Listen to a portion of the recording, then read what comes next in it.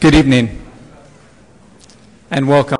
Welcome to the Times and the Chandler Auditorium. We appreciate your coming, and we're excited about having so many local journalists in the building to discuss how we're using Facebook to distribute the news and interact, share our work, interact with the readers and sources. I'm Martin Beck. I'm the Reader Engagement and Social Media Editor at the Times. And I just want to thank Mark Zuckerberg for graciously picking up the tab.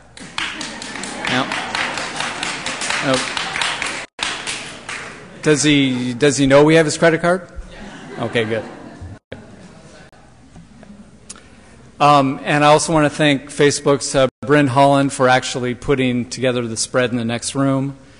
And our event staff here, led by Ann Matsoros and Jeff Seibel. And, of course, the amazing Jason Newbert up in the control room, who's putting together our live video feed. You can view it if you want to view it in here. You see we have our wireless network set up, so you could stream it online to watch us watch yourself or something. But it's at latimes.com/tech, and you can tweet it at with the hashtag FBJournalism. You can also look at it or later on facebook.com/journalists, Vadim's page. And that takes us to our Master of Ceremonies, Vadim Levrusik. He's Facebook's journalist program manager, and he has, I'll give you a brief bio for him. He's already made a rapid rise in the social media stratosphere in, 2.5 years since leaving Columbia? He was, he first came to, at least when I first followed him, he was a graduate student at the Columbia School of Journalism, helping the New York Times start figuring out their social media strategy and tactics. And he moved on to Mashable, where he was the community manager and wrote about media, the emerging trends in media, and the sort of the cross between how technology and media were interacting in the media landscape. Then after a year and a half at Mashable, he joined Facebook in April, and as the journalist program manager, he's working to help us, working journalists, figure out how to use Facebook for, to leverage Facebook and reach the 750 million or so friends in the network. And so I'll bring Vadim up here now, and we'll take it away. Thank you.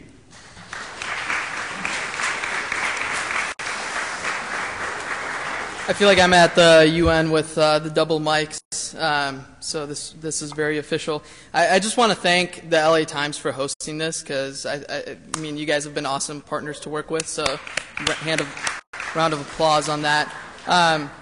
I want this to be a conversation. I'm going to throw a lot of different examples at you of how we're seeing news organizations and journalists using Facebook for reporting, storytelling, and distribution.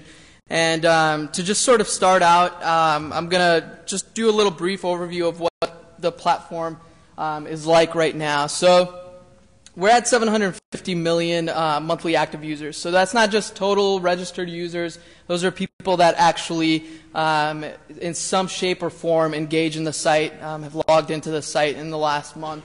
And 250 million of those are coming through mobile. And mobile is actually one of the fastest growing segments, as I'm sure it is for a lot of news organizations and pretty much anybody.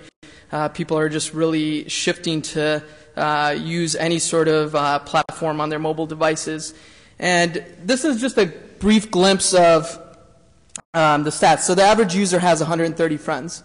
A lot of you are probably not the average user as journalists. You probably have a lot more connections. You might use it for more professional purposes, to connect with sources, along with your friends and family members. And 50% of the users return on a daily basis. The average user spends 25 minutes a day on Facebook, which always sort of amazes me.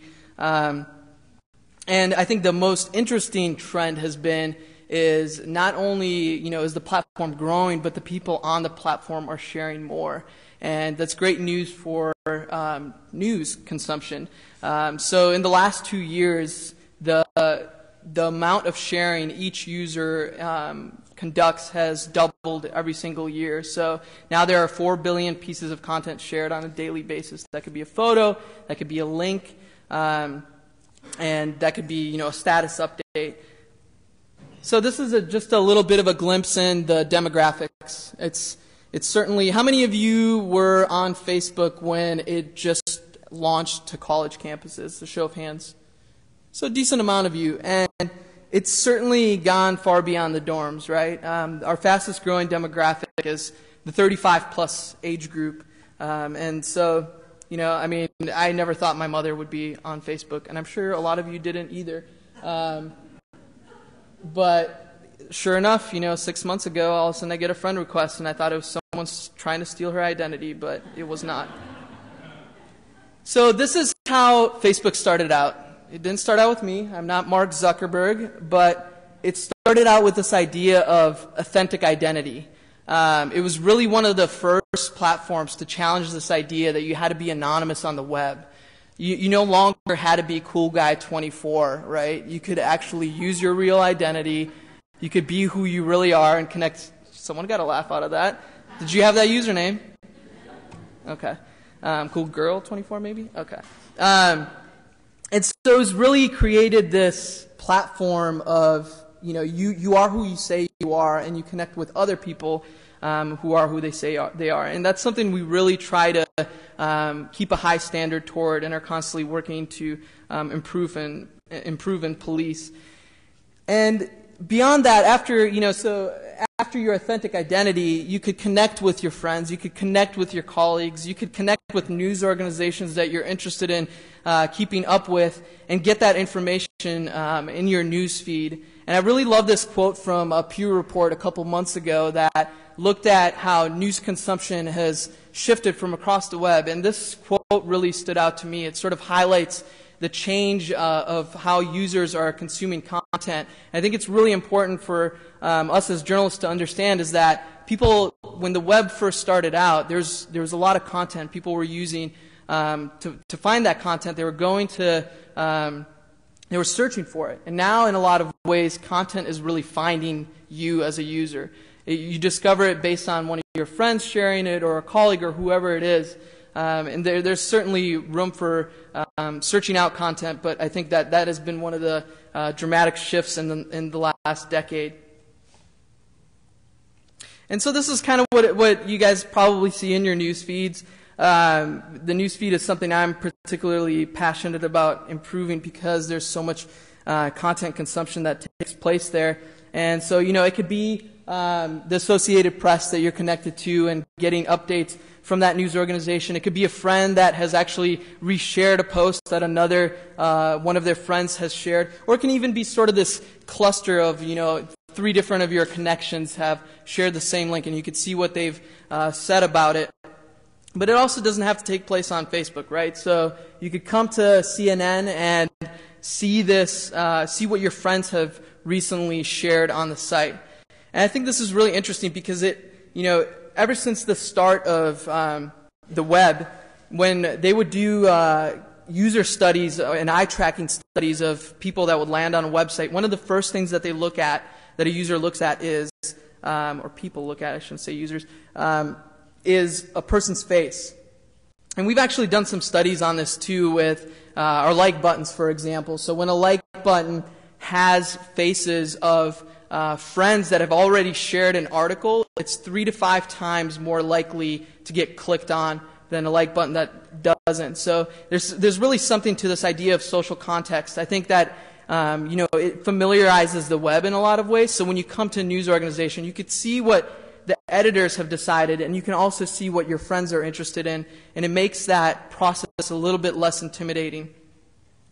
And so what has this done for, with some of these tools, what has it done for news organizations? Well, the average news organization has seen 300% increase in referral traffic from Facebook since January 2010, and that's continuing to grow. I should probably update that stat. But it's interesting. I think a part of that is, that notion of people are just sharing more content. They're becoming more comfortable with sharing news on Facebook. It's also some of those, social plugins that you see across the web of the like button. It's just become a lot easier to share news to your friends on Facebook. And so, news organizations like the Washington Post saw 280% increase in traffic. And some of these other sites that have actually integrated more deeper experiences where they've tried to design their site with social in mind, where you can log in through Facebook and see what your friends are sharing and have a deeper experience, such as the Huffington Post. When you come to the site, you're prompted to log in through Facebook. Well, those users that log in through Facebook spend 8 more minutes on the site and view a lot more content. So I think there's something to this idea of social design, being able to see what it is your friends are doing on the web. So I want to get a little bit into Facebook as a reporting and storytelling tool. A lot of you probably use it quite a bit to find sources to interview, to find story ideas. And I really love this example from Ian Shapir from the Washington Post. He essentially created a charticle using Facebook status updates of one of the key sources in the story. And I'm not going to give too much away of the story because I think it's an amazing story that you should definitely read. But I thought it was sort of innovative, and this was, now a lot of you might use a tool like Storify, and he did this before Storify was popular in the journalism community, and essentially used these status updates and contextualized around them. It really gave you this raw experience of being able to see what the source was posting in sort of an intimate storytelling feel, and this story won a bunch of awards. This is a more practical way. So let's say you're covering a breaking news story, right? You could go to facebook.com/search and click on Post by Everyone. Those are essentially public updates that folks that have chosen their privacy settings to be public, you could see what they're posting. So you could type in, Anthony Weiner, sort of a joke in New York nowadays. Oh, sorry about that. Not sure what happened. And you could see what people are saying about it. It could be during a breaking news situation. You could see what people are saying. So you could get that man on the street voice in your story, or maybe even if it's more of an important source. The other great search tool that I think Facebook.com/search has is groups. So when I was at Columbia J School, I was assigned to, one of my classmates sitting in front here who's on the panel.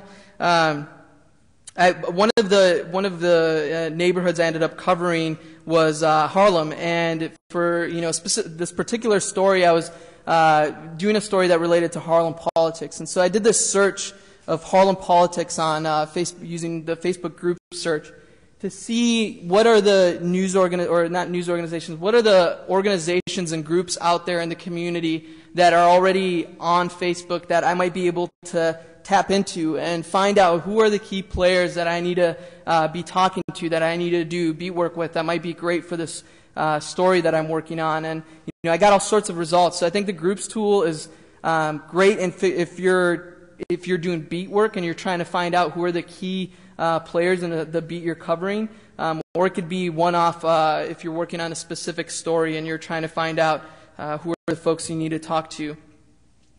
So if you're trying to find a specific source, the people search is great for that. And the reason why I think it's great is you can filter. It's sort of a Rolodex of 750 million people, so you need to be able to, if you're looking for a more common name like Colin David, you could search based on location, education, or their workplace.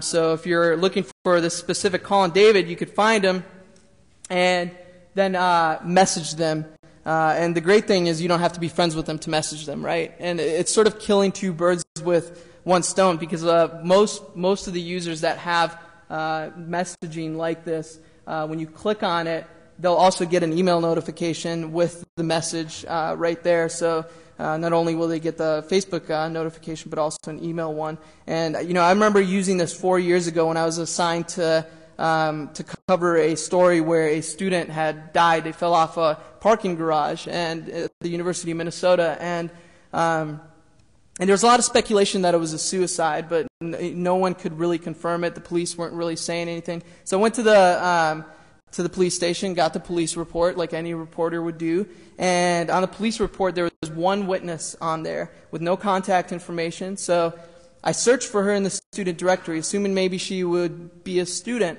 and came up with no results. I searched in the white pages, came up with nothing.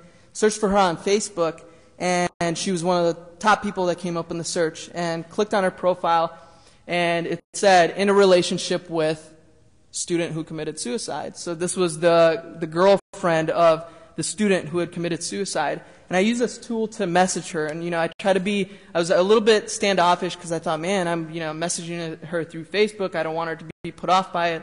And I messaged her, explained who I was, explained the story that I was working on. She responded to me within 5 minutes. And the weird thing about it was she didn't interview with anybody else. And I wasn't this hotshot reporter, so it kind of bugged me. I wanted to know why didn't you give an interview to anybody else?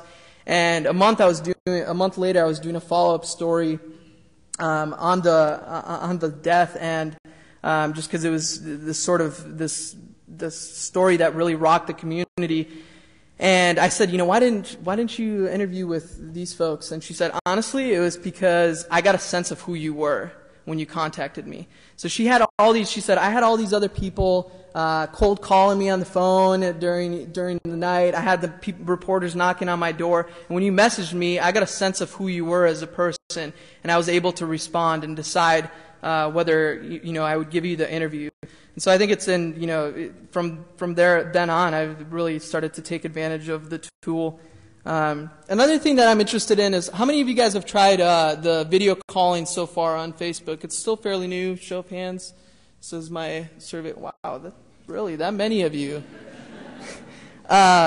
So this is the Facebook integration. You can go to facebook.com/video calling and install it if you don't have it already. I've seen a couple of news organizations use this to do interviews. You see news organizations, especially TV news organizations, do this where they'll Skype someone in, and there's software that enables you to capture that video. And I'm really interested to see how that bodes for with Facebook. You don't have to think about someone's username. You could just do it through Facebook. So a couple of other quick examples I wanted to show is integrating Facebook technology into a storytelling experience. And this is just to kind of get you guys thinking about some of the storytelling, how you can include it in your storytelling. And we worked with ProPublica on this education app where they wanted the social experience to be one of the key aspects of the application. So the Department of Education was releasing this unique data that they never shared before of how many students were getting access to AP courses across any high school in the States. And so the correlation that ProPublica ended up finding was the schools that had high levels of students that had free or reduced lunches had the lowest access to AP courses. And so when you came to this application, you wanted to see a school that you were interested in. You could actually log in through Facebook, and it would suggest schools, either a school that you went to or a school nearby you that you could look up. It also showed you schools or comparisons that your friends have done in the application, so you could click on their little avatar and see the comparisons that they did and the schools that they compared. And then, of course, any comparison that you did, for example, I compared my high school to 3 local schools. I was able to sort of provide my own personal take on what these numbers mean and share it back to my friends on Facebook, and was surprised that, that I got 6, 7 comments within a couple of minutes, mostly because I'm still friends with a lot of my high school friends on Facebook. This is that same sort of technology, but actually integrated on Facebook. This is what we call Canvas applications. This is an example of a beta one from the Boston Globe called Your Boston, and it's essentially going beyond the pages and creating this community where you can have a calendar, you can submit stories, you could share stories. And they actually have, it's not shown here, but one of the questions I get asked a lot is, how can we use Facebook to monetize our content? And they actually, you can't see it on the screenshot. Maybe they should have the ad higher, but they have an ad within this app that they're monetizing this application off of. And this is just to, I think it's an interesting example. I don't think it's the best one by all means, but it's sort of this, touching on this idea of creating sort of a Farmville for news. How many of you are on Farmville? Don't raise your hands. It's okay. I won't call you out. And there's, of course, a very simple ways of doing this. You don't have to be very technical. We have social plugins that could be anything from a like button, or it can be this live chat widget. So you see this a lot during live events, and MSNBC did this with the shuttle launch, where you could basically chat and post to Facebook and chat with people as you were watching this live stream. And that's one of the social plugins which literally you can just grab an embed code and integrate onto your site. So these are a couple of other similar examples. This is the live chat widget on the left side of a TV station that had this up constantly during the Casey Anthony trial. And I was just amazed at how much activity it had. And then this example on the right side here is New Hampshire TV station that actually used our like buttons to basically gauge what viewers thought of who was doing the best during the GOP debate in New Hampshire. And as you can see, New Hampshire, people are very favorable of Ron Paul, and so he got the most likes. So I want to get into, run through this stuff pretty quickly, but how you can use profiles and pages and the different ways you can use it as a journalist, or if you're at a news organization and you're managing a page, how you can use that. So distribution is a no-brainer, right?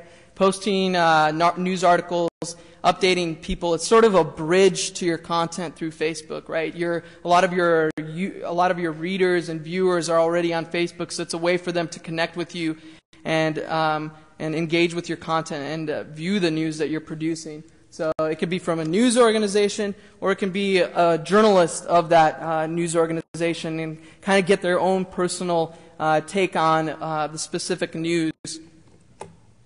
What I love about, this is one of my favorite examples. I think if there's one journalist page or profile you should look at as a great example of someone that's using it well, and not just because they're a very well-known journalist, is Nick Kristof. And I asked him, I said, what's your strategy to using Facebook as a journalist? And he said, a good story is a good story on Facebook. It's that simple, and he really sort of showcases it. He shares his columns, he shares photos from his travels, and a lot of times you'll see him do these sorts of things where he's essentially posting micro stories through status updates, where he's updating his readers on a story that he's covering, or even reporting sort of from on the scene what he's seeing. And I love that, and he always gets so much engagement, as you can see when he posts things like this. Breaking news is another one that I often get asked about, and we've actually done some research. I wanted to know whether if a news organization posts a lot of things in a short period of time, 4 or 5 posts within a minute or something like that, or a couple minutes. We looked at news organizations' pages that did this, where they would post during breaking news situations, and they actually had an above average increase in engagement. And the other sort of spectrum of that is those that posted unrelated posts in very close time period, they actually had a very big drop in engagement. So people actually expect it during breaking news situations. And I love this example from KMOV. You know, they got their airport got hit with a tornado, and they just went in full mode, updating their viewers on what was happening. They would post links to the live video feed that they had going on. Sometimes they would post photos of some of the damage. Other times they would tell their viewers where the tornado was headed and telling them to get off Facebook and take shelter. You need to do that, right? And it can be as simple as, this example from the Wall Street Journal. Just, it's a breaking news, very bluntly identifying this is a breaking news report, and people appreciate that. Or it can be, this example from Ari Shapiro, where he's sort of teasing something that he thinks is going to be a breaking story without revealing too much. I really like how KMOV, and I think this is generally a good practice on the web, is being transparent about who it is you're hearing from. And KMOV does this from their news organization's page, where whoever the journalist it is that's posting to that page, they'll status tag themselves so that you know who it is. You know that it's Claire Collette and John Kinsley that are posting. And it really personalizes, and it gives you a sense of who it is that you're hearing from. It's sort of like a Facebook byline of sorts. And it's a very, you have to think about that Facebook is a very people kind of platform, right? And so people like hearing who it is that they're hearing from. And you could click on that link and go to the journalist page and connect with them there as well. I really like this example from the Daily Norwalk, which isn't a big news organization in Connecticut. They actually only have about 1,000 people that have liked their news organization's page. And so sometimes people will say, to be able to use this effectively, I need to have thousands of people that are connected to me. And this is a perfect example where that just wasn't the case. The news organization there was a shooting in the area, and the news organization posted a link about the story. They didn't put out a call saying, if you have any information, let us know. This person, Miguel, who ended up being one of the key sources in this story, did a search on Facebook to see who was posting because he was an eyewitness. And he saw that the news organization had posted about it. And so he posted it on their wall explaining what he had seen. And the police didn't even know about him. They didn't even know that he was an eyewitness. And he ended up being one of the main sources in this story. This is another thing that I just wanted to point out with pages is the idea of targeted distribution or storytelling. So you could do this with a profile or a page. With a profile, if you're posting something, you can actually target it to a specific network. So if you're part of a specific college network, a specific location network, you can post an update or a link or a photo that only goes out to people in that specific network. With pages, the way it works is you can actually target it based on location and the language of the people that have connected to your page speak. So you can essentially target Spanish speakers in New York City, and only those people would get it in their news feeds, and only those people would see it on your wall when they would come to your page. And this has been interesting to see how news organizations that have different bilingual communities where they'll essentially post a link to a story in two different languages to two different language groups on their page. This is another example that I think is interesting, is actually using sort of topical distribution with pages. So this news organization in Florida created this Casey Anthony updates page. They didn't even brand it with their news organization in the title. And when I took the screenshot, it has about 45,000 people that have liked the page. Now it's at about 300,000, and it's interesting. It's sort of this way of being able to target people that are interested in a very specific story, and they definitely benefit from it. And they were also the ones that set up this Florida mugshots page, which I think is interesting because photos really resonate with people on Facebook, and what's better than photos of criminals? Got to stay safe. So one of the questions I often get is, and challenges, and something that we're trying to address, and hopefully will soon, is this separation, this challenge that journalists face of separating their professional versus personal identity on Facebook. So profiles are very different in the sense that you can message people. So if you're trying to interview someone, you can message them privately. You can do video chats. You can create friend lists. So I know some journalists that just use profiles to connect with sources and to do their reporting and take advantage of it that way. And they'll create lists where they'll essentially use those lists to control their privacy settings for different groups. And then there's, so this is an example from Chris O'Brien. This is his profile. He's a reporter at Mercury News in San Jose. And he created a public page. And this was one of the ways he decided to sort of separate that personal versus professional presence. And pages are more designed, I would say, and a little bit more tailored for distribution. You have the advantage of adding apps, which I'll touch on briefly in a little bit, and you have insights, essentially being able to see who it is that's connecting and how people are engaging with your content on the page. It's very public, right? It's more of a public presence versus a profile, and so he created this as a way to separate his personal posts, which photos of things that he wants to share with his friends and family, and then more of his insights on the kind of reporting that he does. And sort of one of the funny things that he said to me was, I realized that my friends weren't as interested in the work that I do as I thought they were. And so, page was a great option for him. Photos are huge on Facebook. There are more than 250 million photos uploaded every single day, and people really, I'll share some stats in a little bit, but photos tend to have an above average engagement, especially from news organizations. I think part of it is news organizations and journalists use them pretty sparingly, and so people like to see things that are visual. And I love this example from Deb Peterson, who was teasing a slideshow that she created on her site, and instead of just posting a link to the slideshow, she teased the slideshow with actually uploading 3 other photos so people could sort of interact and get that visual experience right there.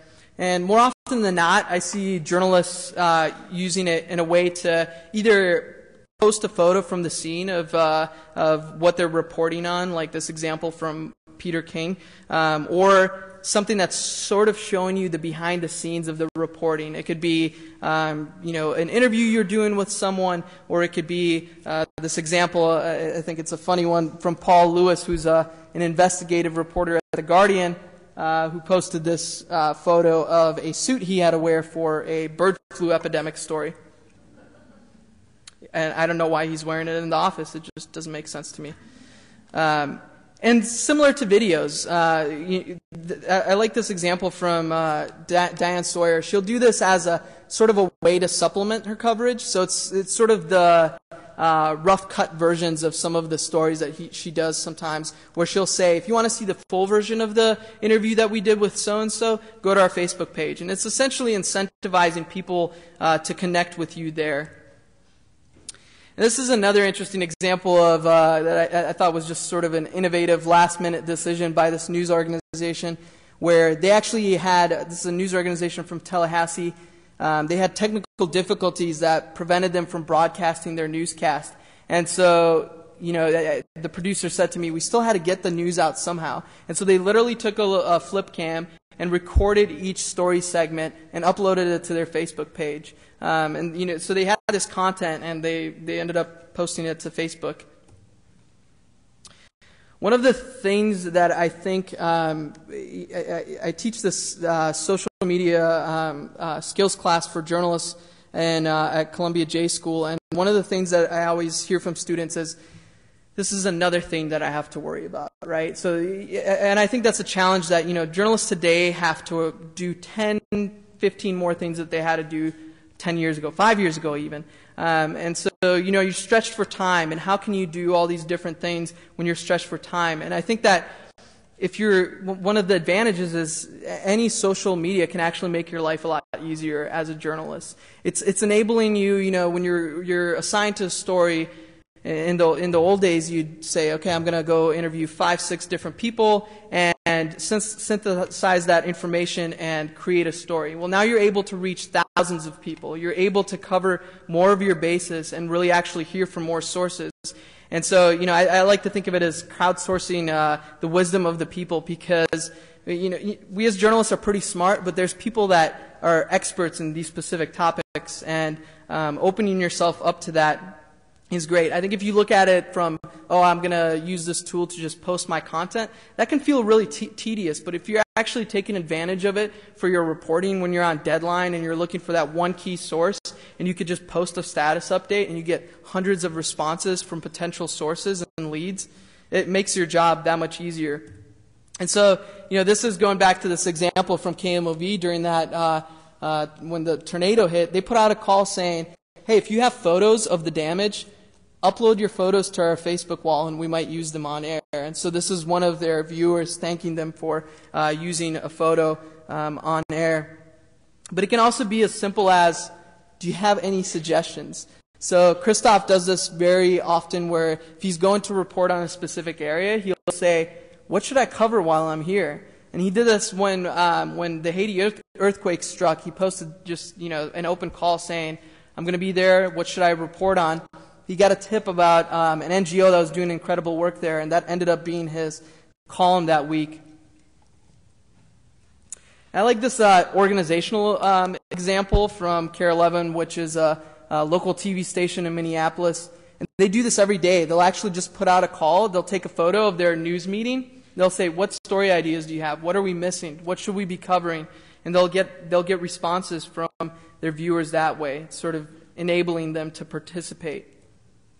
And then there's this idea of actually extending the conversation of a news story, is really getting people to think about the news and diving deeper. And so, these are a couple examples that I've seen recently. One from ABC News in Australia, one from the New York Times, where they basically say, they give access to their reporter and say, what questions do you have for our reporter on this topic that they're an expert in? And people will post questions, the reporter will be in the thread responding, they're able to have a conversation about the story. And this Dateline example took that one step further, where during the show, as you're watching the show, follow-up story on Dave Goldman, they said, do you have questions for Dave Goldman? Go to our Facebook page and ask him, and he'll respond to you. And they literally had Dave Goldman responding to viewers on the website, which is just, I think an incredible idea of giving direct access to a key source of a story. How many of you have played around with Facebook questions as a tool, either personally or professionally? You guys over here need to experiment more. Just kidding. Not to call you out. It's okay. The cameras don't know who we're talking about. So I think this is an interesting tool, and I wanted to point it out not just because it's new, but because we've seen high results from it.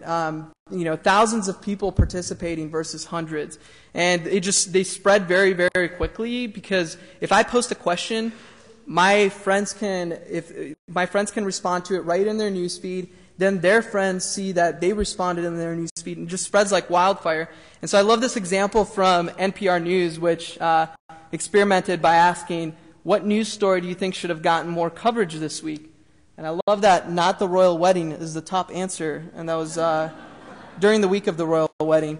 And so with questions, you can actually specify the answer options that you give to viewers or readers, or you can make it more open-ended. And with the NPR one, they made it open-ended. With Fareed Zakaria, he gave them very specific set of answers. And this NPR example got more than 45,000 different votes. And Dateline took this, took it one step further, where they said they knew they were going to have to air a rerun of one of their episodes, and so they put it to their Facebook audience and said, you get to decide which show should we air next Friday. And so they gave them some options, and the one that got the most votes ended up being the show that aired. So what actually works? I love numbers. I love when you can look at numbers and they show you some meaning behind something. So we did a study recently where we looked at 25 different journalist pages, and this ranged from U.S. journalists, it ranged from TV to print reporters, ranged from local to national and international journalists.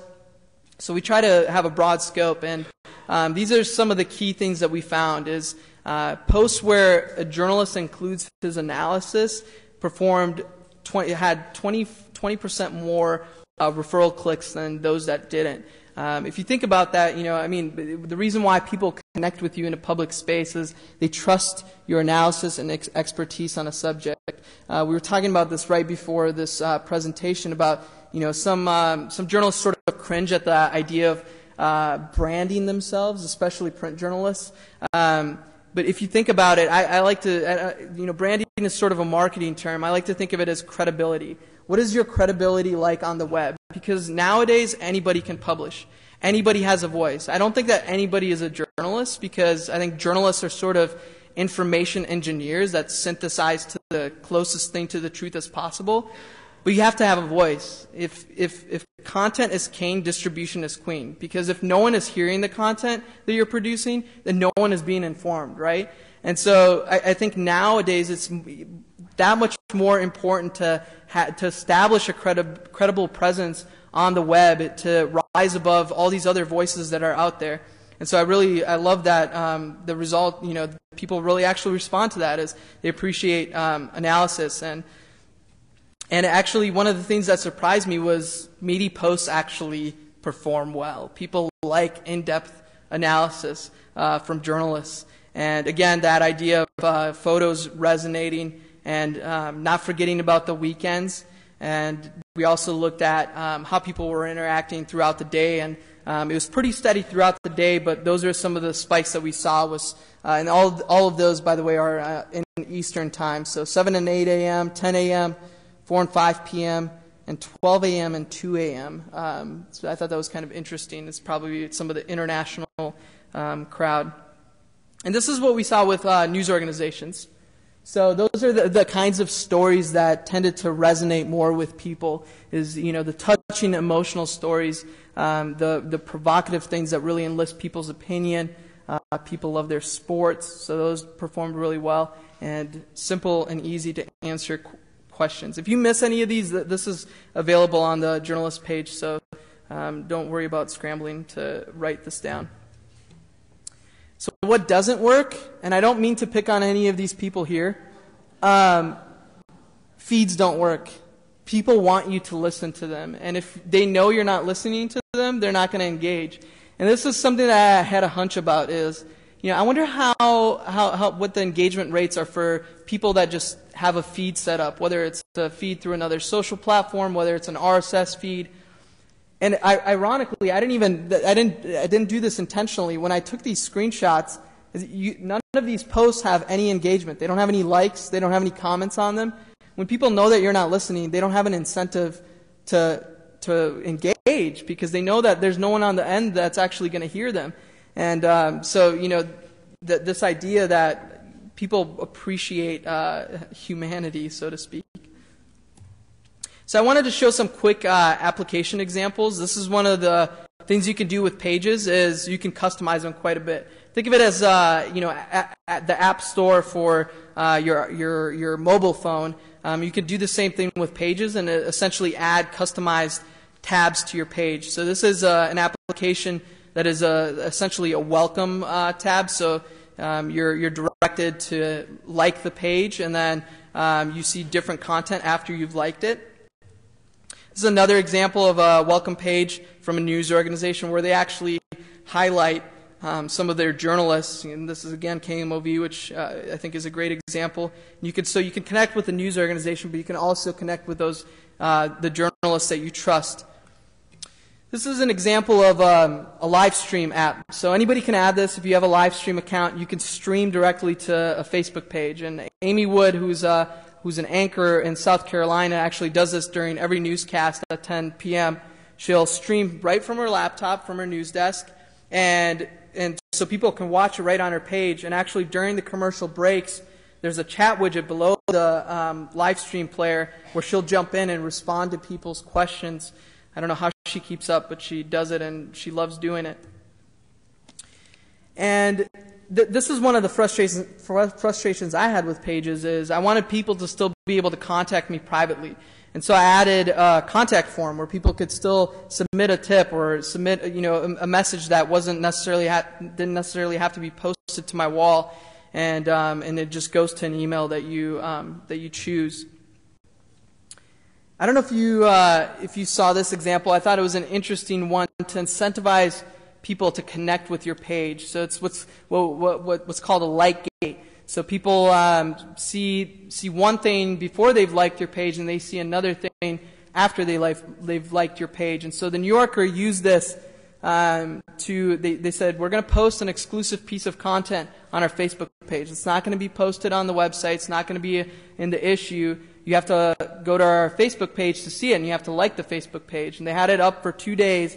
Within 2 days, they got 16,000 new people to connect that were really interested in this piece of content. And this is another sort of take on that, but one that's for a good cause. So this news organization sort of took that concept and said, we're actually going to donate a bottle of water for every single like we get. And who doesn't like that, right? No pun intended. So one of the other things I would encourage you is instead of one of my deans at Columbia J School always says this is don't wait to get set up on your mobile device when the plane lands in the Hudson, right? You shouldn't be the one scrambling. Oh my gosh, this plane just landed in the Hudson. I have to cover this for my news organization. How am I gonna live blog this? How am I gonna post it on Facebook? And you don't have a way to. So I'd encourage all of you to either connect your profiles or your pages to a mobile device. You don't have to have a smartphone. You can literally send an email address. You can even post something through SMS. So there's a lot of different ways to do it. If you do have a smartphone, we have all the different apps, even an app for feature phones. The other benefit of Pages is insights. So actually being able to learn who it is that you're interacting with. That's one of the distinctions between profiles and pages.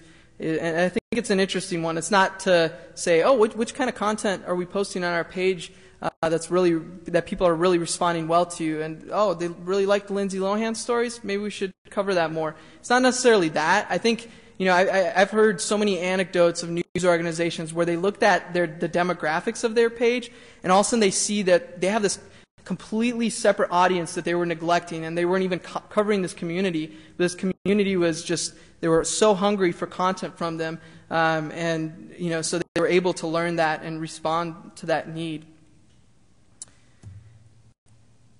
So I'd encourage you guys, if you're not already connected to the journalist page, we post resources and studies that we do all the time. I'm going to ask our panelists to come up, and we're going to save any questions towards the end. If you have any questions for me, feel free to jot them down, and we'll address them at the end of the panel. So if you guys could come up, and we'll start the panel.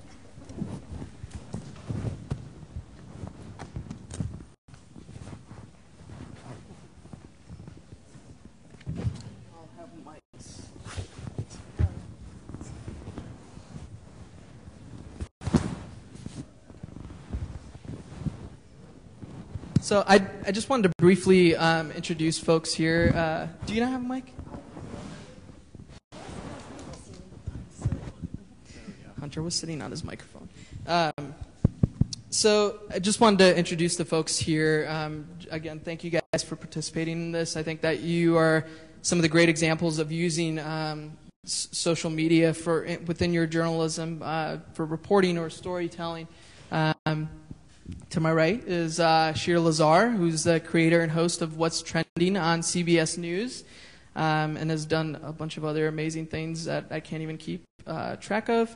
So, and to the right of Shira is Hunter Walker, who's a Los Angeles reporter at The Daily, News Corp's Daily. No jokes about phone hacking tonight. And to my left is Martin Beck, who you guys heard from earlier. He is the LA Times social media and reader engagement editor. And, excuse me, to my far left is Mac Medina. I'm going to call you that, if that's okay. He's a news anchor and reporter at KNBC, and I actually learned earlier today we both are from Minnesota, or spent some time there, so we Minnesotans have to stick together. So I just wanted to start out by asking, how have you guys used Facebook for news gathering, and any tips that you would recommend for journalists that are trying to use it for reporting or finding a source that you think work particularly well? So I'll start with you, Shira. No, I'm kidding. So I'd be like, oh, you answer. Well, I use it in many different ways. I obviously have my personal Facebook page, but I also have my fan page. Before I started What's Trending only started in, we only started our Facebook page in April because the show only launched in May. So that was a whole other experimentation for me because I never really started a brand from scratch. I'd been me as a personality around. So as a journalist, though, I've used it to source a ton of stories, to get in touch with people, obviously for updates and just building my brand and connecting with people. I know you give me crap because I'm one of those, I go back and forth on the Twitter thing and like having it connected, the RSS, because it does get hard, but I do notice, more engagement when you do have that picture or that link when something comes up. What happens is when you connect your Twitter to your Facebook, nothing, it's just a link. And it's, right. There's not a lot of feeling to it. It doesn't feel like you went out of your way to talk to people specifically on the platform. So that's important. With What's Trending, it's been a really interesting thing because we do it separately. Our Twitter and our Facebook are completely separate.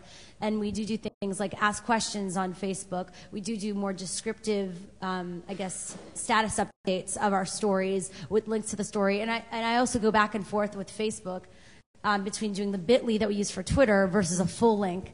I've heard that it's different in terms of the click-through rate, which for some, all right, good. All right, good to know. We do also use, What's Trending is a daily blog. You can check it out, whatstrending.com. We also have a weekly live show, Tuesday mornings at 10 a.m. Pacific time. And we do a Facebook poll within the show as well. We have a segment called Like or Dislike where we go through kind of like the crazy trending topics of the week, and we go to our Facebook site and we'll put that poll up before the show. So we'll take the statistics from that poll and we'll bring it into the show and then give a link to our Facebook page. So that creates that 360 engagement that I think is really interesting. If you have something where you're bringing a broadcast component into it, as well as a blog. So it's definitely important, whether it be finding, obviously context or stories, to engaging the viewers that you have. Hunter, I know you have some very interesting anecdotes based on the scene that you cover. Well, basically, I've been on a couple different beats over the past couple years. Everything from travel to covering the New York media industry to now covering, I sort of say I worked for one of the last of the great old-style gossip columnists. So I've done crime stories, I've done celebrity stories, I've done sports stories. And I would say I use the Facebook mostly in two different ways.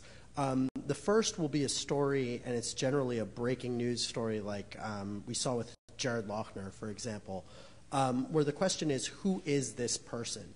And what you'll try to do in that case is attempt to find that person's digital presence and sort of excavate, who was this person who made this breaking news event happen. And the other way in which I largely use Facebook is to get in contact with people. And this will be, currently out here in LA, I'm doing a lot of celebrity stuff. So I will attempt to get in contact with celebrities, and it's continuing. Managers. I've done a manager. I've gotten it through Facebook. Well, usually if you can find the manager, you can sometimes find the celebrity among their friends, sometimes with an alias. But I've sort of come up with different ways to identify them within the friend list. But you actually reach out to people who are either the subject or a good source for your story and message with them on Facebook. And, in both of those ways, I find I use the site extensively. I think the key when you're sort of covering someone's Facebook presence and using information that's posted on a profile for your story.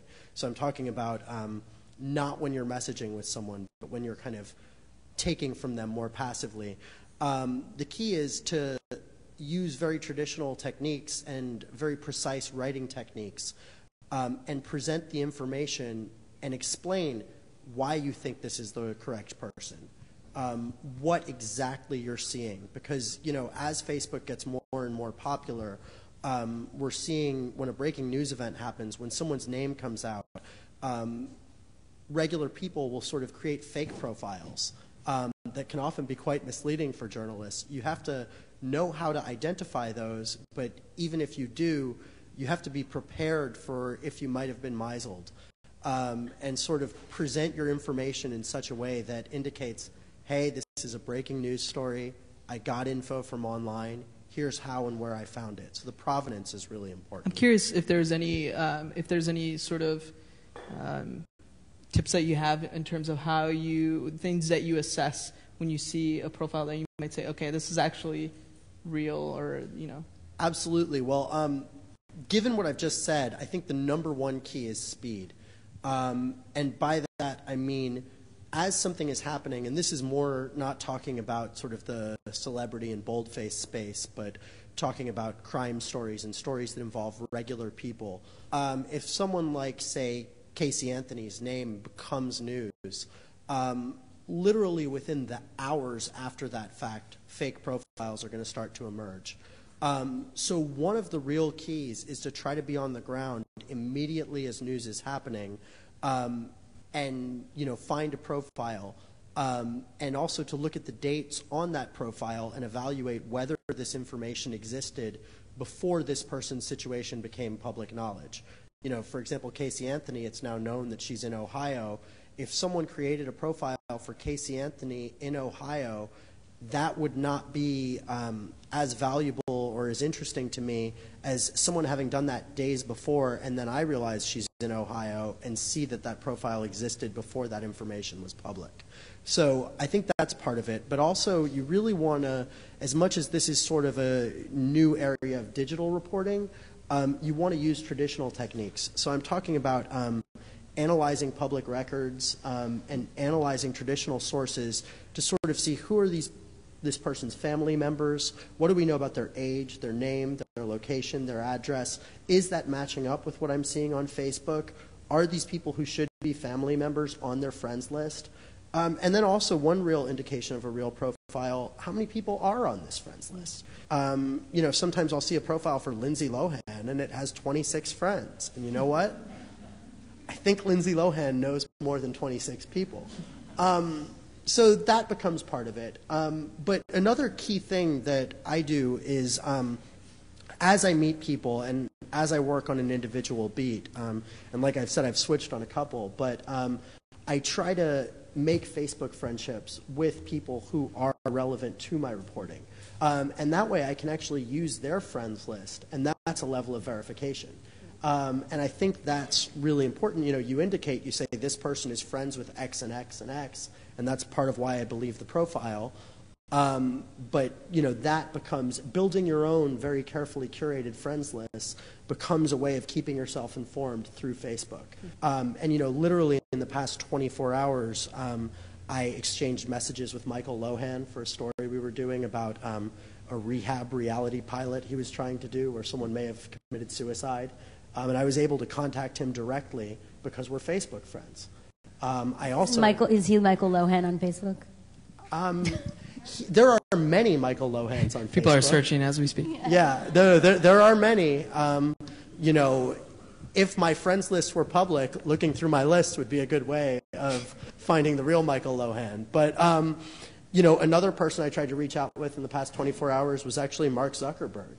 I have some mutual friends with him. I know where his real profile is, and he didn't respond to my message.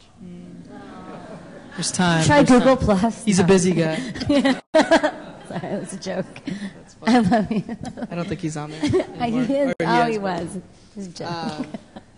Don't worry about it. So I'm actually, while we're on this topic sort of verification, I'm curious if you guys had any thoughts on that, or any sort of ways you try to verify information or tips that you might get on social media. I think a lot of it is basic reporting, right? Just making sure there's sources. Just because you get a tip on Facebook or Twitter, it's just like if you get a phone call from somebody, so you got to treat it like that. I do local news, and I integrate social content within my broadcast pieces, and we've developed a show, oddly enough, called The Trend, which is very interesting. We have trademarked what's trending, so we'll let you use maybe The Trend. So the Trend is it's a live show that actually allows social media to drive the content. So what we are trying to do is engage with people at a level of content that you're not going to get on broadcast news. Because if you look at most broadcast news in any city, you'll see a regurgitation of content that most people have clicked on, read about, and moved on, right? So how do you engage people that already are very, very much tapped in? So we've kind of worked this kind of algorithm that measures likes and recommendations and shares, and it gives us a good indication of what's trending. And then we can start our show with that premise, what is trending, and then we allow the social users in the live kind of format to drive the show. Like, what are the questions of the experts that we're asking? What are the next steps? What video do we want to see here? What action should be taken because of what our social users are actually talking about? And if you look at people, especially people under 30, like, they are so engaged. They have grown up with video games, and they so want to play a role in how you put together your content.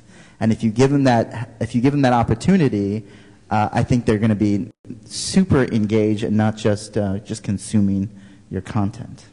Yeah. I love what you said earlier. Is the idea of the verification that you still have to sort of take things with a grain of salt.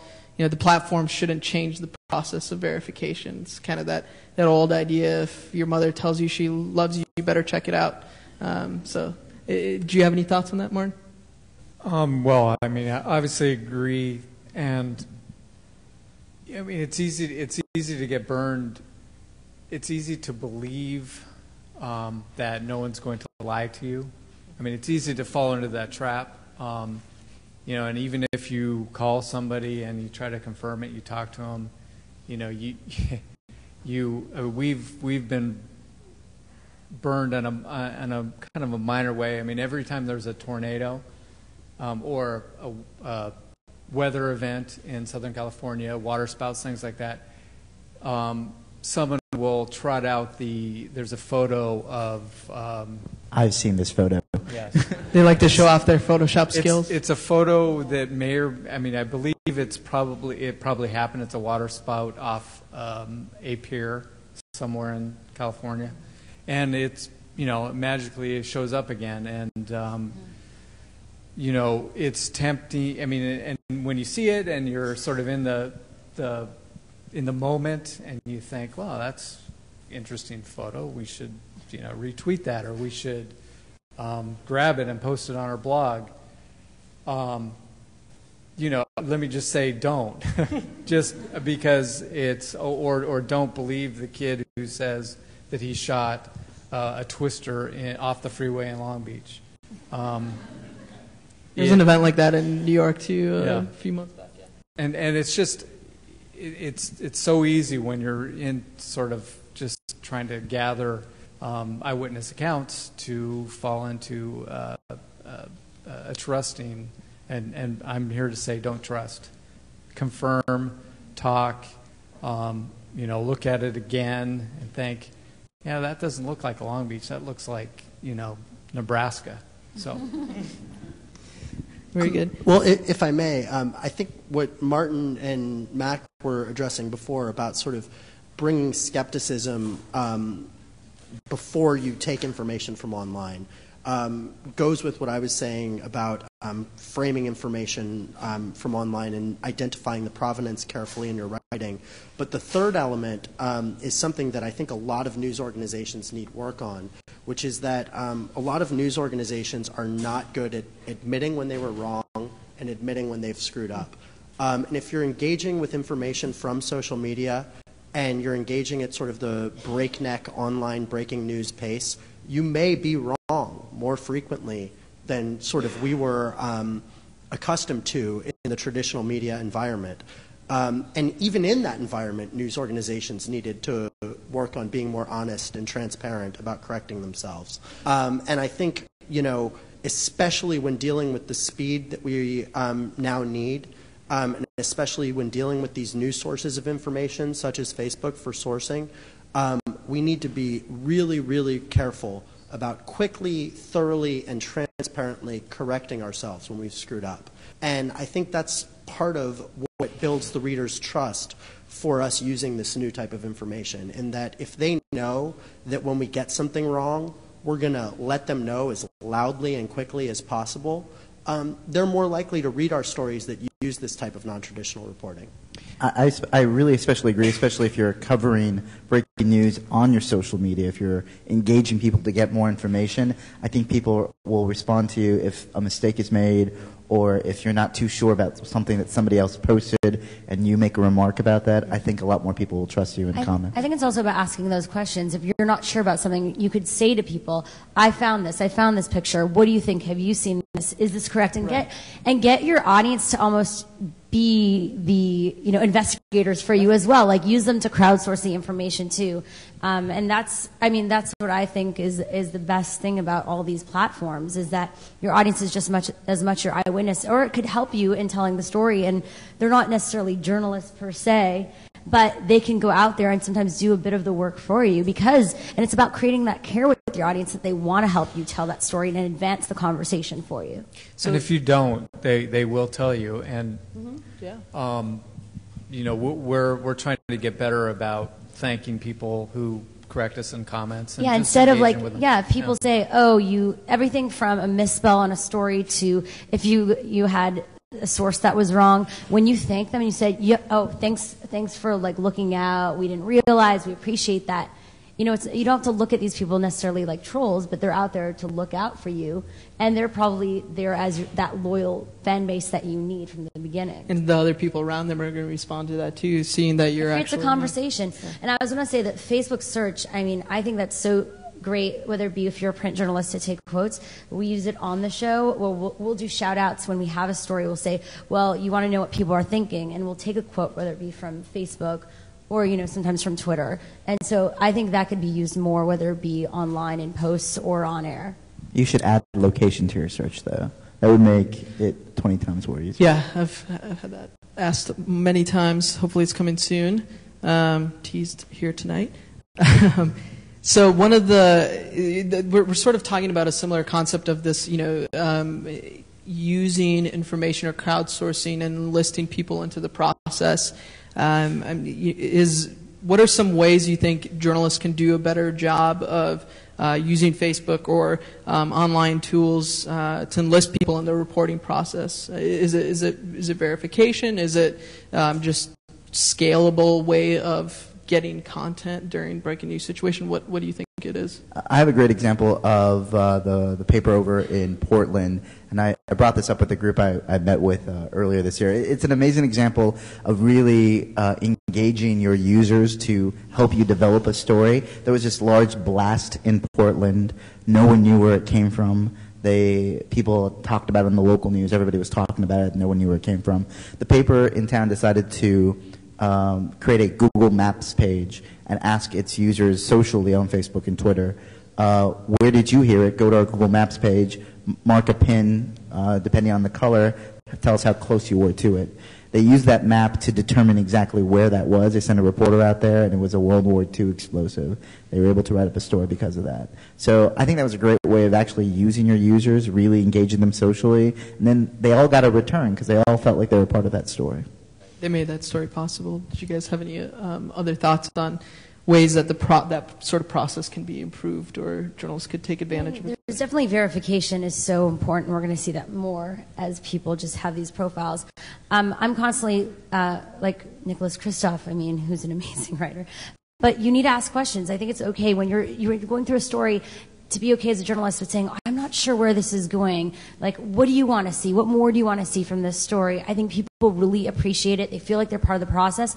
And then they'll want to see the product, and they'll want to read that link that you put up, whether it be if you're in a new city and you're trying to find a beat or someone to interview or a story. I mean, every week, because we have a live show every week and we have a blog that we update every day, we're constantly saying, okay, what should we cover on the show? What should we blog about today? There's this subject matter, but who do you want to, who do you think we should cover within the subject matter? And it's amazing to see the responses, like people actually respond, and then when you say, oh, that's a really good idea, and people really legitimately, people out there can have good ideas online. The public has good ideas and will inspire you with stories and people to interview or give you other sources. And it's really fascinating, and it does create that domino effect, like when you share something and then it goes in your feed as well. And then also when you have a story that finally you put up, to tell that person to put it on their Facebook page is really important too. Like to remind the people that you talk about within your story to post it on their Facebook page for their following to check out, really helps spread the news. Absolutely. In my case, I think that I really haven't reached the point of, say, Nick Kristof, where I have. No, I mean, I'm thousands. not at Nick I mean, I think if you talk about CBS News or if you talk about NBC, it's one. The depths of Hollywood here. It's one thing, but I haven't reached the point where I have hundreds of thousands of personal followers. So I tend to find myself using Facebook more in the ways that I've said before.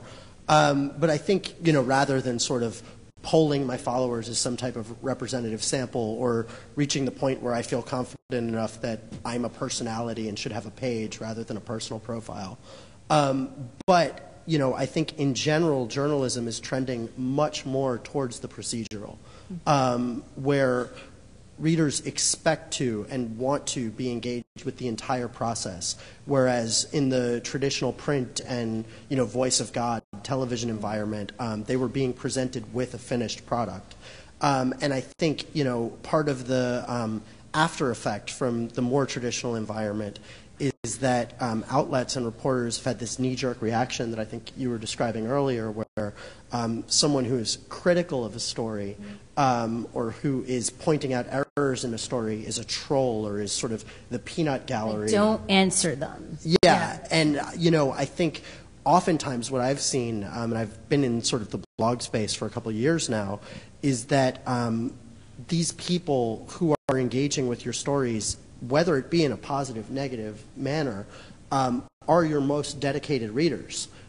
So, finding a way to encourage that, actually, to encourage that criticism and encourage that engagement is actually pleasing and servicing your most dedicated readership and, connecting with them. It's real transparency in a lot of ways, right? Like, anyone has access to a journalist nowadays. It's almost a counterintuitive approach in that sort of you want to air your process out. You want to put all the tools on your desk and show them to everybody and let everyone in.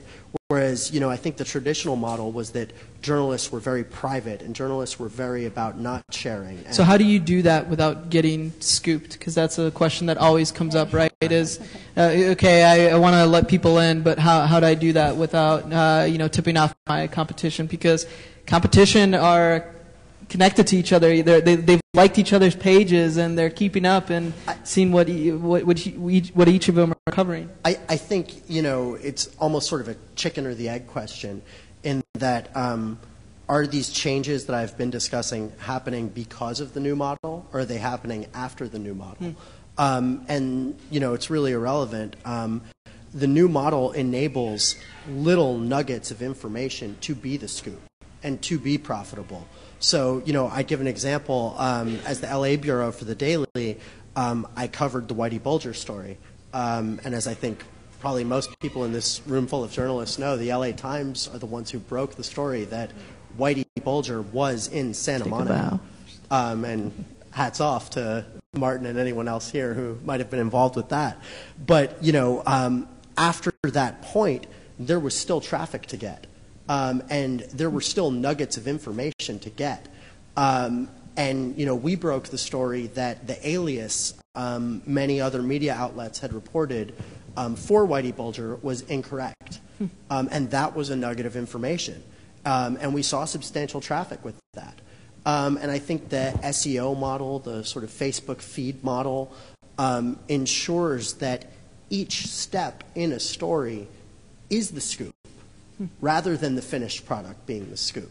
So I think that the changes in the media landscape are part of how things have evolved toward this more transparent, welcoming, and procedural style of reporting, in that, yes, if I only break this one little bit of news, if I only move the chains forward a little bit, I'm owning that story for however many minutes. At the same time, if you had said, been like, is this alias right? Like, if every journalist would been like, maybe it isn't right. You know what I mean? So, like, I think, and when you're shooting something as video also, you're like, you don't want to be like, oh, shooting something with this person, it's going to be cool, scoop to come, and then you do want to keep it kind of, under, behind closed doors a bit, and if you know it's going to come out. Do you guys have thoughts on that? How do you handle, sort of that separation of openness, but at the same time, Well, I think if you have a scoop like the Bolger story, you don't tweet about it, you don't Facebook about it.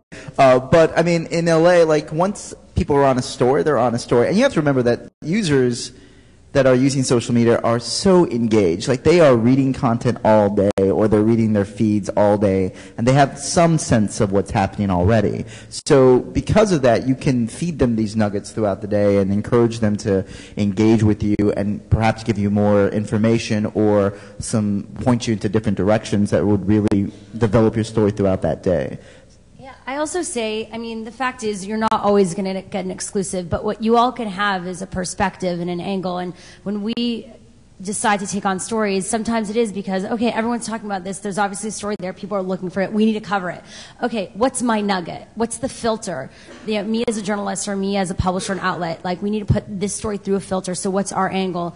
So, with us, we say, okay, what's the social media digital angle of the story? And I think as all of you as an exercise, as a journalist, or if you have, you're at an outlet, say, what filter do I put this through? What's the nugget, the angle that I'll come from? And it doesn't necessarily need to be an exclusive, but it will give you that perspective that your audience will appreciate. I think you have to know your audience. You have to know what kind of filter you want to put your story through. If you think your story is something that these social users are already talking about, like you put it out on Facebook. But it's also the way you tell the story, and not just reporting the news, making the news in a way, and the way you tell a story. Right. Yeah, I think the storytelling has evolved, and the correction process has evolved. But also... it's far quicker now, right? Yeah, but also the point that Mac was sort of bringing up before is that really I would put that under the umbrella of editorial judgment has evolved. And when he's saying if you have the Whitey Bulger story, you don't tweet about it, you have to recognize when you have something that involves such exclusive reporting, is so big and is so unique that no one else can get it, and that it's going to be huge, you do hold that back. And that is the one rare case where you do hold back. And then once sort of the floodgates open and that story starts moving forward, at that point then you want to get tweets and Facebook posts and blog posts out. Almost have like a social strategy around the story once you break it, right? I've seen so many news organizations break a story and socially they lose it. Like people don't even know that organization broke that story. Yeah, so essentially we're talking about sort of the new storytelling of how do I move this forward, and the new editorial judgment of recognizing what is something that I should put together and finish before letting out, and then once something is out, how do I sort of get my nuggets out there faster than everyone else? It's like the news cycle has become just once you have a story like that, once you have a breaking news story, say you broke it, you can't just sit on it and let it speak for itself. You kind of have to move the ball beyond whatever story. It's like marketing of the story. It's branding it. It's building a brand I know on it's that like story. people hate, journalists hate, but it's marketing. Like, how do you get it? You don't create a story, I would assume, as journalists, so that you're the only one looking at it at the end. You do it so it creates an impact. And the fact is the impact this day and age involves marketing. It involves getting eyeball, but a good story stands on its own. It will get it out there no matter what. But you need to think of sometimes like, well, how can I help get it out there? I care so much about the story. I want more eyeballs to see it. I think it's interesting. Something you pointed out, Martin, is it's sort of, for a while we've been talking about how the shift to the 24-hour news cycle. Now it's sort of like the millisecond news cycle. It's constantly churning. So I just wanted to ask a couple of a couple of last questions before we get to, because we want to leave room for audience questions, obviously. So if you guys have questions, please get them ready. Obviously, I ran through a bunch of different Facebook tools. As a journalist, is there a specific tool or feature on Facebook that you would recommend, or what would be the starting point you would recommend to a journalist just starting out on using Facebook as a tool? Groups. I think groups are really important. We set up a group for returning veterans of Iraq and Afghanistan. There are a lot in Southern California. We set it up as just tell us your stories, and we were able to really not only get great stories, but we were also able to really put together a good list of these veterans. And we went to them on different stories over the course of the last year and a half, from Don't Ask, Don't Tell to the build-up and the takedown in Afghanistan. And these are great sources, and we just built that through groups. That's interesting. I've heard some news organizations using that. I think that. How did you get them into the group? Did you send them a link, or was it more of like just a social effect of a lot of these veterans being connected? Or yeah, we had the luxury of having one of our NBC correspondents actually was in Afghanistan. He hooked us up with about 6 Afghanistan or soldiers returning from Afghanistan. We met them on Facebook, and then that's how we kind of started the group, and it grew from them mostly. Got it. From their sources. Martin? I don't have any specific tools. I mean, we use, I come at it from, because I manage our social media presence on all our pages. I can just say that you need to, you have success once you start showing humanity on these pages. So it's not really a tool, it's just a tactic. Humanity, a tactic. It's just, you get, the more that you show that there's a human behind your page, the better response you're going to get. Even if your page is, 50, or has 50, 100, 200, 1,000 fans, it's just, the more, just the more humanity that you show, the more reality, the more authenticity you show, the better your responses are going to be. And because Facebook works the way it does, the more responses you get on each of those posts, the more apt each of your friends is going to be seeing those posts that you do. I also think questions, Vadim was talking about that earlier, questions are really a great thing. It cuts through a lot of the algorithmic filters and puts it right in front of people, and you get a very good response from that. We do. Sure.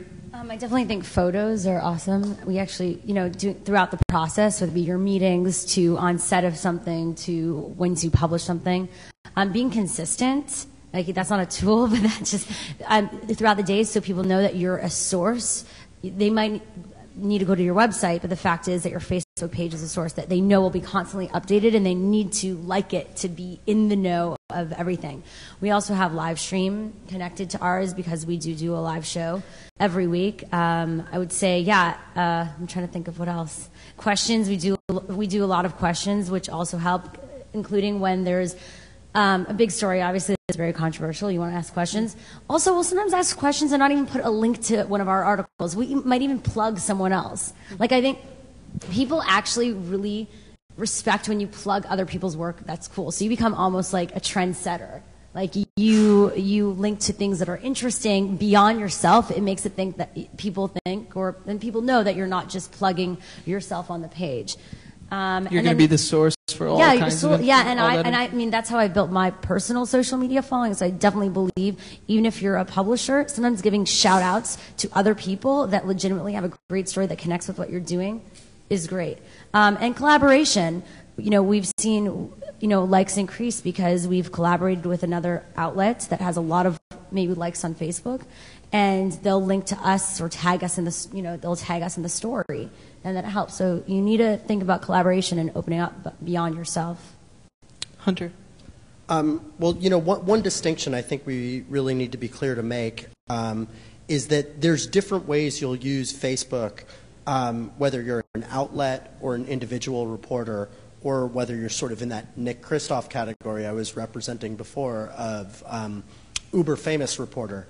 And myself, as someone who doesn't represent my outlet, who really is, just a lone and smaller persona on the internet, I would say the number one technology that I use with Facebook is search. And I'm using that in two different ways. One is, as I've said before, to find potential sources, but also it does interface with the groups segment before. Like today, for example, I was doing a story about a direct TV commercial that people found offensive. And I was using search. I don't know if anyone has seen it. It's the whale commercial. I was using search to find groups that were critical of DirecTV's commercials, and also to find comments on Facebook discussions that were critical of this same commercial. So in that way, without sort of asking the question myself or using my personal page as the jumping off point, I was able to sort of use Facebook as a polling device and take the temperature of discussion out there. It's like a focus group for your story. Absolutely. Yeah. But getting back to, what sort of I think was more of what you guys were discussing, which is using Facebook for an individual title or outlet. A couple years ago, I was working at Gawker, and this is like circa 2007, 2008. Very proto blog, the early phase of the blogosphere. We were very, very focused on dig for share. And I think based on the numbers Vadim has shown and other numbers that I've seen, Facebook has really supplanted dig, and more shares are happening via Facebook than Twitter, than dig, or than any other medium. So if you are maintaining an outlet page, it really goes back to what Vadim was showing earlier. Finding your appropriate voice and finding the appropriate way of using Facebook to broadcast and share your content to get engagement and traffic. So I want to open it up to the audience. If you have a question, just stand up and we'll call on you. Scream. We'll grab you a mic.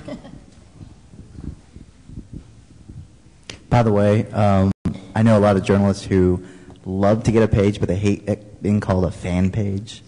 Yeah, we don't call them fan pages anymore. Oh, you don't? Yeah. I think that was like, did I like... I mean, if you remember pages, the way they started out, you actually, the call wasn't liking the page, it was become a fan or something like that. And now it's, it started out mostly for businesses, and then it was sort of public figures. That was actually one of the only people categories, I think, was public figures for some time, and now you have everybody using pages, even the lone wolf. I do think I understand what Mac is saying, in that even in the current improved landscape, Facebook, through the page design, sort of makes me ask people to like me. Mm-hmm. And I'm kind of uncomfortable with that. I mean, I hope all of you like me, but, I don't want to ask so directly. Well, no, that happens if you get a certain amount of friends on Facebook. You can't add as so many friends, and so you're like, well, if you're getting random people asking you to be friends. It's an interesting sort of... Anyway, moving on. No. It's something we're very aware of, and hopefully we'll soon address in the product solution.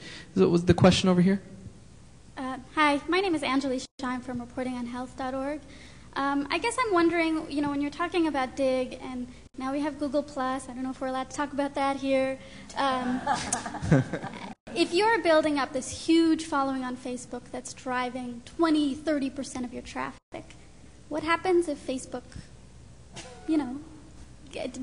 isn't as popular anymore? What happens when people start diversifying their social media? I think it's like any other platform. Why should you give your? Why should you give your? Yeah, I won't be, because I don't represent. I could say anything because I don't represent any. I represent myself. But yeah, it's like any other platform. Like I always say, don't put all your eggs in one basket. I look at whether it be like YouTubers or people that are obsessed with Twitter or this or that. It's like the fact is, if you're a compelling personality or you have stories to tell, you should be compelling across many platforms, and you shouldn't necessarily put all your eggs in one basket. It's more like, where do you feel like it's the best way to tell your story? If you feel like Facebook is the best way to tell your story, and it is in more long, I think, and you can put more long-form status updates, and there's obviously so many other choices, then it's like a place to tell stories. So if your you have to look at it like that.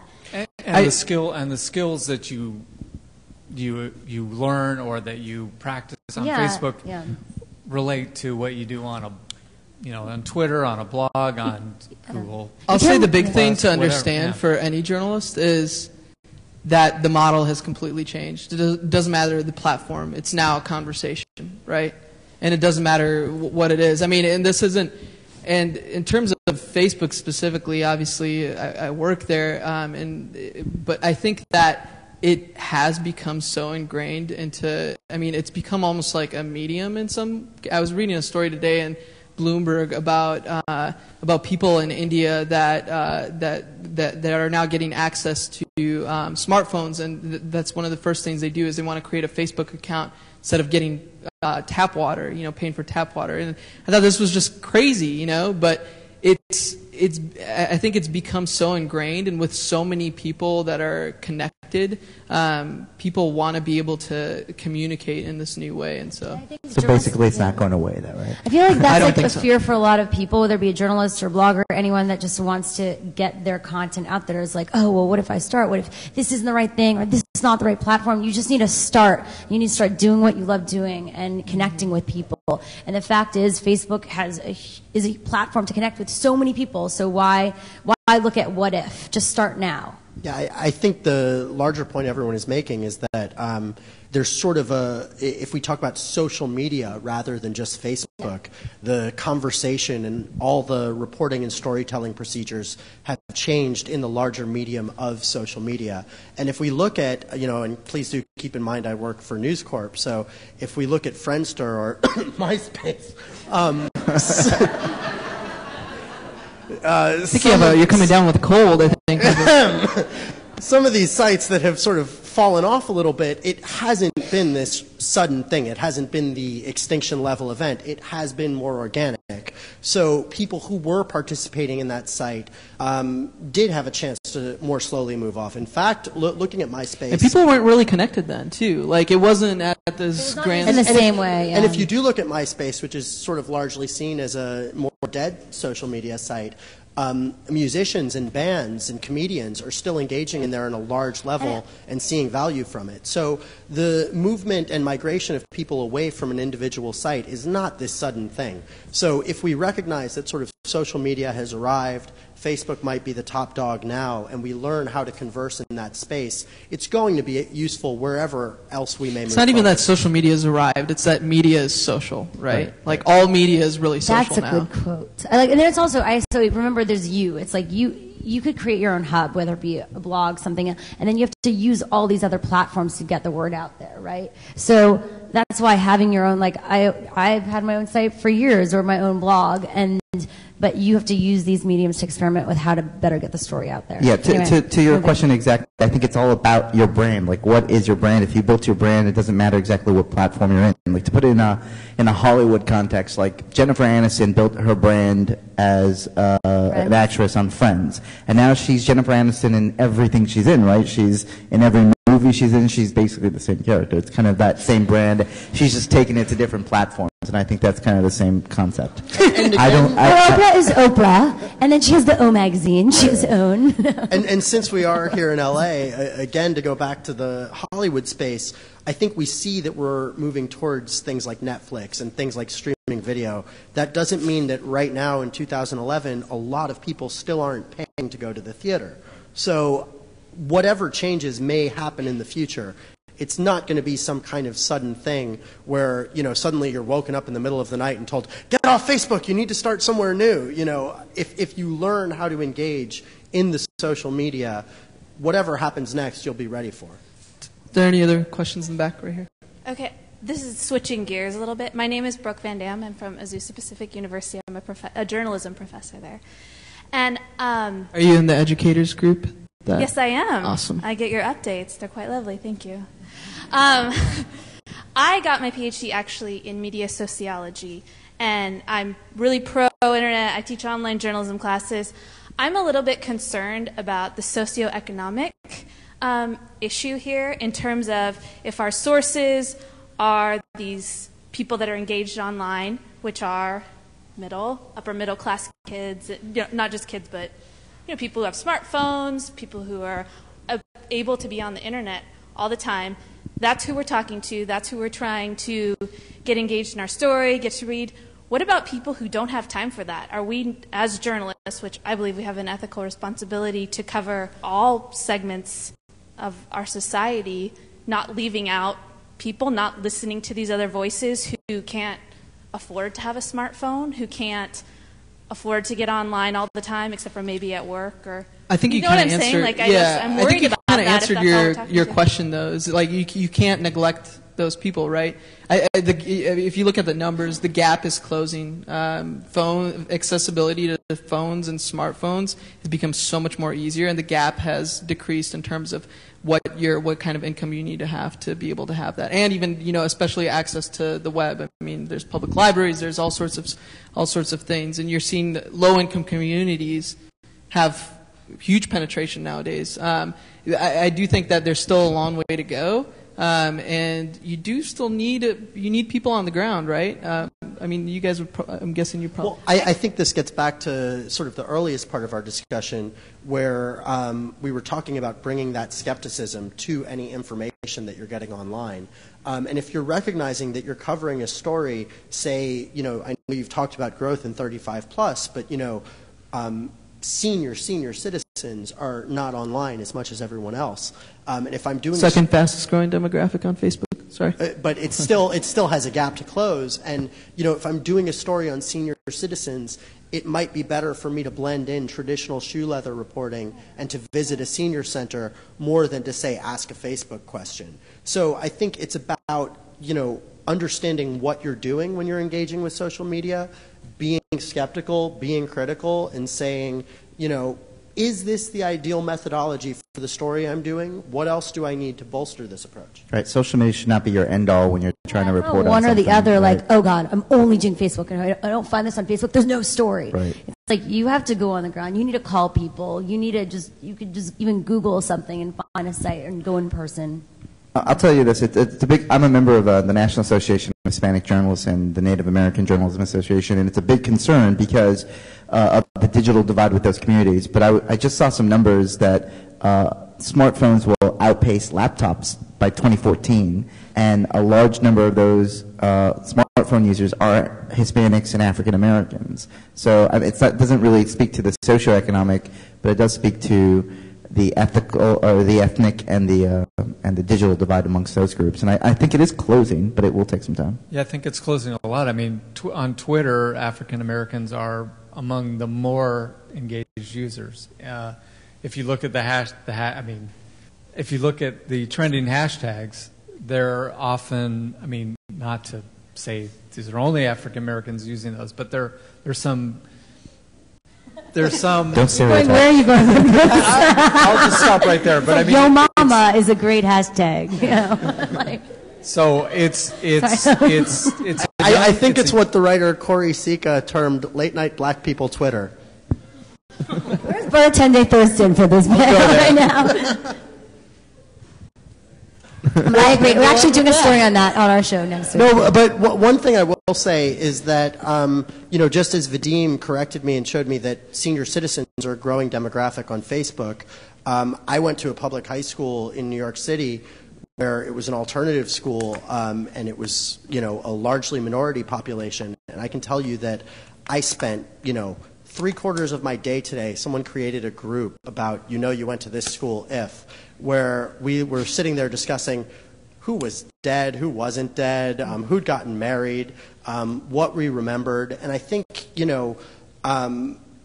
everyone is getting online. And that's one of the larger trends that we should recognize. So the idea that people in rural areas, that people of a different socioeconomic background, that people of a different race wouldn't be online is sort of antiquated, especially here within homeless, this like country. Invisible People, who's a great friend of mine in LA. He started giving phones to homeless who are connecting now online. Also, so, I think that there was a New York Times article showing that a lot of the homeless are using public libraries to get online every day. Yeah. So I don't think necessarily focusing on the limitations of online as a whole is the way to engage with it. I think it's more looking at each specific piece of information you get, looking at each specific story you have, and thinking about your total approach in that specific space, because everyone is going online. So we'll take another question, and then we'll still have some time to mingle and continue the conversation right up here in the front. I guess. Maybe one more. My name is Vic Diaz. I'm from the Cerritos College Talent Marks. One question I have is, we're a community college newspaper, so obviously our audience is college students. So when we try to use Facebook for our news organization, we find it challenging at times to reach out to those students. We try to get them interact. Like, we put a story that says, like, if you agree with this, or comment if you don't, things like that. And we very often get very little interaction from them. What sort of recommendations would you have for an organization to reach out to a younger audience, to a younger demographic? I was going to say, as a former college newspaper editor, it's a huge challenge for any college media organization, because you just always have turnover of audience in a lot of ways. So I think one of the ways that we approached that at the University of Minnesota when I was there was trying to build the community audience, because a lot of times what you're covering it very much affects the students, but it also affects the community around you. And that kind of builds a core constituency, an audience of people that are always going to be invested in the news that you're producing. Do you guys have any other thoughts in terms of? I think it's so funny, because your question actually gets to what we were just discussing, in that the stereotype would be that college students are always online, and yet you're having trouble engaging with them. And I think it really gets back to understanding the specificity.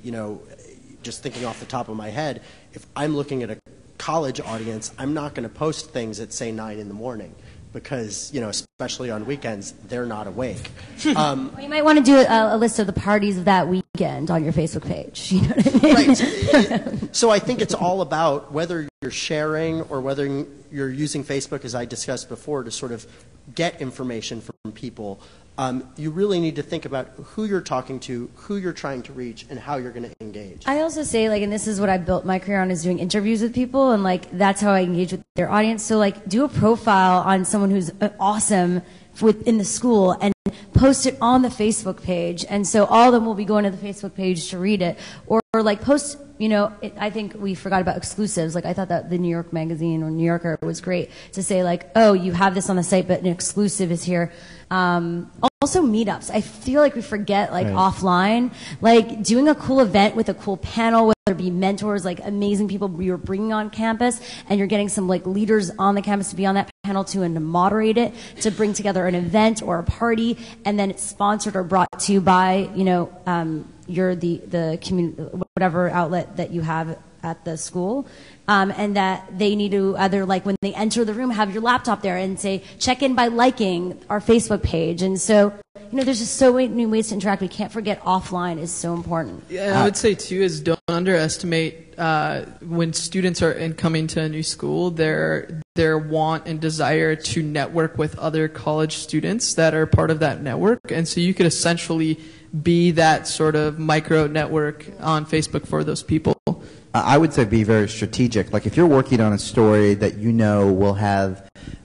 will be extremely popular with one specific group of students, really target that story with that specific group of students and let it kind of virally spread through them. Or she was talking about finding somebody who was popular, but finding somebody who has a big social following. Yeah, I meant popular. I guess for me, the word popular, I associate with social following. Yeah, it has a really strong social following. Maybe do a story on them, or maybe do content that they would really appreciate. What if you had a guest curator of the week, someone at the school each week to curate that Facebook page? So they're bringing their community and following every week. I would just say be strategic, have a plan with your content, and don't just kind of put it out there as a big blob and hope people will come to it. One other point that I think Shira was making about exclusives, I think that sort of deserves reiteration, in that whatever audience you're dealing with, if you have quality and unique information, you're not going to have to do much. And I think in a way TMZ is almost the ultimate example of this, in that if you're the first to find out Michael Jackson is dead, if you're the first to get a tape of Mel Gibson going crazy, of Michael Richards going, on a racist rant on stage, you're not going to have to do much except sit back and watch the audience roll in. and continue to come to you. So, and the funny thing is, I think that gets back to a thread that's woven through this entire conversation, which is that traditional and quality reporting mixed with online smarts is really the ultimate way to go. In that, if you're able to continually get exclusives and you leverage them properly online, you're not going to have any trouble. TMZ is all about building their brand. They built their brand. They have continuous iteration. They have constant stuff. People know to go to them every time. Same thing with Perez Hilton. People know to go to that kid every time because there's something new on the site. There's something to be said just about being around long enough. So that's the whole thing is like stop asking, just start doing, and you won't necessarily get it right. There's no right or wrong. It's just about being around and being present. Like a friend. I always describe the internet like Cheers. Like everybody knows your name. Just be around so people, when they connect with you, they know you didn't just start it just to start it, but you really care about the community.